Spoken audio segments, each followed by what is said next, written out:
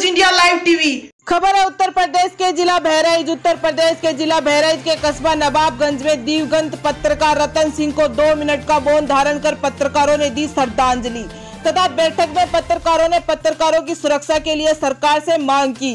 कार्यक्रम की शुरुआत 2 मिनट के मौन धारण के साथ की गई। इस अवसर पर पत्रकार दयाशंकर शुक्ला ने कहा कि आज देश का चौथा स्तंभ कहे जाने वाला पत्रकार ही उपेक्षित है। आए दिन पत्रकारों की हत्याएं हो रही हैं, जबकि सरकार पत्रकारों की सुरक्षा आए दिन दावा करती है।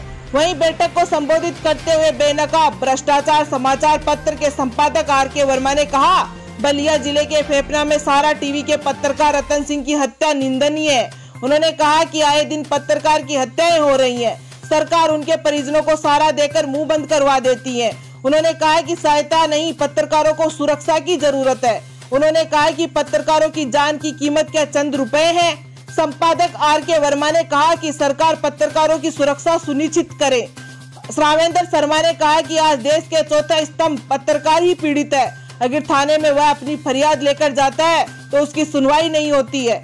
अगर पुलिस पत्रकार की समस्याओं को संज्ञान में लेकर त्वरित कार्रवाई करे तो उनके साथ ऐसी घटनाओं पर अंकुश लग सकता है। बैठक में पत्रकार श्यामजी मिश्रा, यूनुस खान, आमिर, कलामुद्दीन मलिक, धीरेन्द्र शर्मा, शकील अंसारी, भुवन भास्कर वर्मा, मनीष चंद्र आर्य, जमील अहमद अंसारी, दिलीप कुमार वर्मा, जिसान अहमद, सुधीर कुमार, हरिनारायण चौहान आदि पत्रकार मौजूद रहे।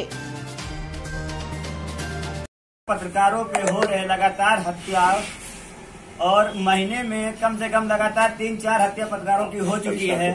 अभी बलिया में हमारे पत्रकार साथी रतन सिंह की हत्या हुई है। उसी के बारे में आज हमारे सामने बैठे हैं बेनकाब भ्रष्टाचार के संपादक श्री RK वर्मा जी। इस संबंध में हम संपादक जी से बात करते हैं और उत्तर प्रदेश सरकार के जो ये घिनौने कार्य हो रहे हैं, लगातार अपराध हो रहे हैं, अपहरण जैसे और भी बलात्कार जैसे बहुत सारी घटनाएं हो रही है उत्तर प्रदेश सरकार में। तो उसके ऊपर संपादक जी का क्या कहना है, आइए जानते हैं संपादक जी का इस मामले में क्या कहना है। सर, प्रथम तो यहाँ पर उपस्थित सभी सम्मानित गणमान्य को मेरा सादर प्रणाम स्वीकार हो। विषय है जनपद बलिया में पत्रकार रतन सिंह जो इलेक्ट्रॉनिक चैनल से काम कर रहे थे और उनकी हत्या हो गई है।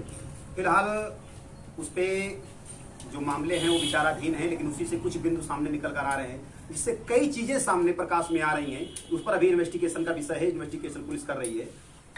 अब हम बात करते हैं रतन सिंह की हत्या दिनांक 23/8/2020 शाम करीब 8-9 बजे के आसपास उनकी हत्या कर दी गई, ऐसा सूत्रों से जानकारी प्राप्त हो रही है। जनपद बलिया के फेफना थाना अंतर्गत के निवासी हैं।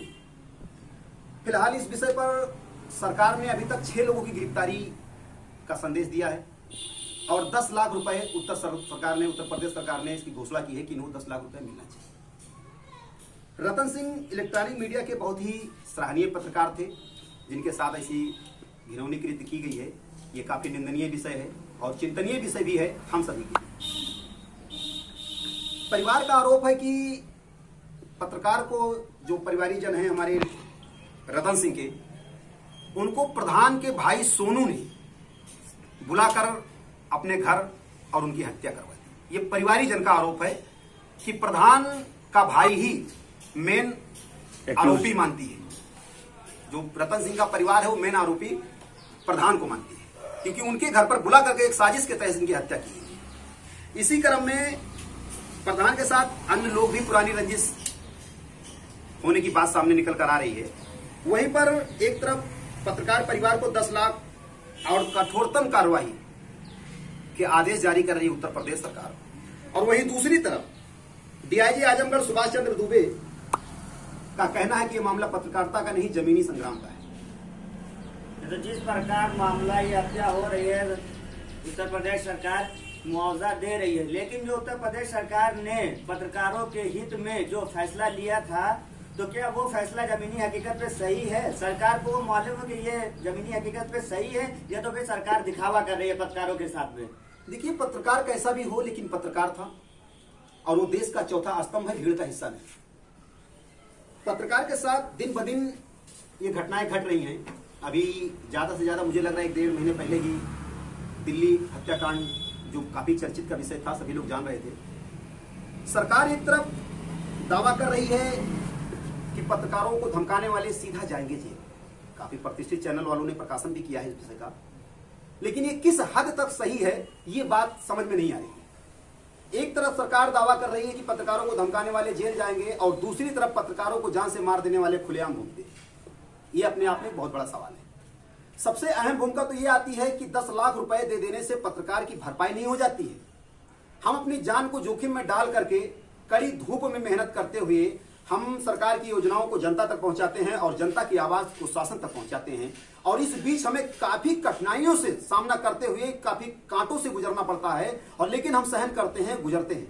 इस बात की ना तो मुझे कोई सैलरी मिलती है और ना ही आज के युग में सम्मान मिलता है। हमारे लिए सबसे अहम भूमिका सम्मान का है, वो भी मुझे नहीं मिलता। अब बात आती है 10 लाख की। उत्तर प्रदेश सरकार भले मानती हो कि 10 लाख से इनके परिवार की भरपाई हो जाएगी, आर्थिक स्थिति देकर के इनके आंसू पोंछ दिया जाए, लेकिन उत्तर प्रदेश सरकार क्या जिन उनके घर में जो 5 साल की बच्ची बताई जा रही है उसके सर से बाप का साया उठ गया, क्या उत्तर प्रदेश सरकार ये भरपाई कर सकती है? जिस बच्चे के बाप का साया उठ जाए उसकी भरपाई कर सकती है? जिस पत्नी का सुहाग चला गया हो क्या इसकी भरपाई सरकार कर सकती है? आखिर सरकार कब तक आश्वासन पर जिंदा रखेगी हम पत्रकारों को, यह बात नहीं समझ में आ रही है। पत्रकारों को जगाना, रोष भरना, और कुछ लोगों ने पत्रकारों का सहारा लेकर अपना रामराज्य, अपना साम्राज्य खड़ा कर दिया, लेकिन जब आज बात पत्रकार पर आई है तो कोई इस बात को एक दूसरे पर आप वहां, जैसे कि इस विषय में जब इन्वेस्टिगेशन शुरू हुई तो एसएचओ महोदय को निलंबित कर दिया गया, एसआई को निलंबित कर दिया गया, ऐसी सूचना प्राप्त हो रही है। 6 लोगों की गिरफ्तारी हो गई, लेकिन जब इनका ये घटना घटी तो उससे पहले इन्होंने कोई एप्लीकेशन जरूर दी होगी, पुलिस को सूचना जरूर दी होगी। समय पर अगर पुलिस कार्रवाई कर दे तो ऐसा कृत्य नहीं होगा। दूसरी बात, हर पत्रकार पर जब भी कोई घटना घटती है और पत्रकार एप्लीकेशन देता है, थाने में लिखित प्रार्थना पत्र देता है कि मेरे साथ ऐसी घटना घटी है, इसको संज्ञान लिया जाए, तो पुलिस उसी पर उल्टा आक्रोश व्याप्त करते हुए उसी को दोषी करार देती है। जब हमारा दोष ही सिद्ध नहीं होगा तो उत्तर प्रदेश द्वारा बनाए गए रूल रेगुलेशन हम पर लागू कहां होते हैं? कुछ संगठन के लोगों ने सरकार से अपील की है कि हम पत्रकार साथियों को सुरक्षा मुहैया कराई जाए और पत्रकार साथियों के परिवार वालों के साथ में उनका बीमा कराया जाए, तो इस पे आपका क्या कहना है? देखिए, ये बहुत ही सुनहरा अवसर है, बहुत ही अच्छी चीज है। हमारी सुरक्षा का व्यवस्था करना सरकार का दायित्व है, ये कर्तव्य है उनका। हर आम जनमानस की सुरक्षा करना उनका कर्तव्य है, लेकिन हम चौथे स्तंभ हैं, मैं भीड़ का हिस्सा नहीं हूं, इसलिए हमारी सुरक्षा उनके लिए बहुत ही अहम भूमिका है। रही बात हमारे बीमा की, वो भी उनके लिए अहम भूमिका है, जिसपे कई बार ज्ञापन के माध्यम से महामहिम तक रिसीव करवाया गया है कि इस लेटर पर संज्ञान लिया जाए, लेकिन अभी तक कोई इस पे निर्णय नहीं आया है। ये निर्णय आना काफी आवश्यक है, और इस विषय पर सरकार अगर ध्यान दे तो हमें लग रहा है कि हम पत्रकारों के प्रति कुछ हो सकता है। दूसरी बात, मैं हूं सुमन और आप देख रहे हैं न्यूज़ इंडिया लाइव टीवी। अगर आप हमारे चैनल को यूट्यूब पे देख रहे हैं तो प्लीज सब्सक्राइब करना ना भूलें, साथ ही साथ बेल आइकन को प्रेस करना ना भूलें। यदि आप हमारे पेज को फेसबुक पे देख रहे हैं तो लाइक करना ना भूलिए। यकीन है हमारी हर खबर आप तक पहुंच रही है, उम्मीद है आपको पसंद भी आ रही है।